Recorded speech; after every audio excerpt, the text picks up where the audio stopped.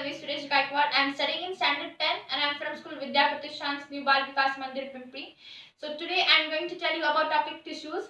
First, let's see what is tissue. Tissue is a group of similar cells that come together to perform a particular function.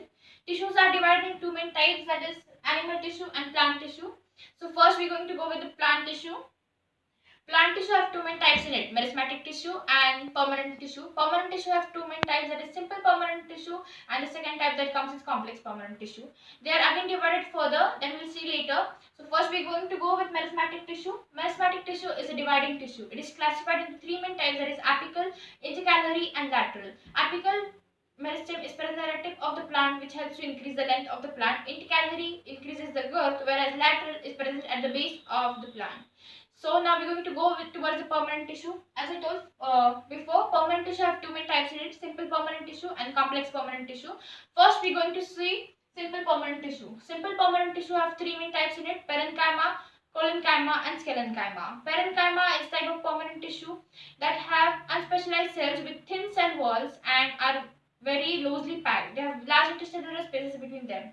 Their function is to provide support and store food. There are two main types in parenchyma, that is chlorenchyma and erenchyma.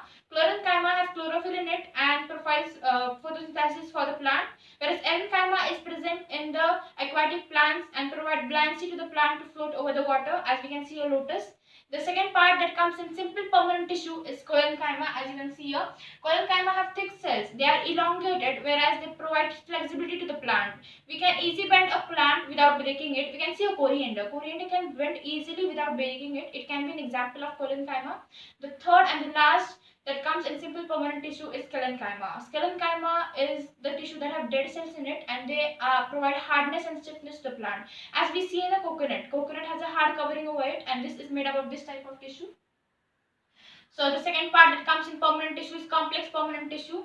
Complex permanent tissue is a tissue which have two or more types of cells that come together to perform a particular function. Two main examples in complex permanent tissue is xylem and phloem. Xylem has four parts in it. There is structured vessel, xylem parenchyma and xylem fibers, whereas phloem also have four types in it, sieve tubes, companion cell, phloem parenchyma and phloem fibers. Phloem conducts food, whereas xylem conducts water. I can show you here. As xylem conducts water, it can flow only in one direction, that is vertically, whereas phloem flows in two directions. It can go from up to down and down to up.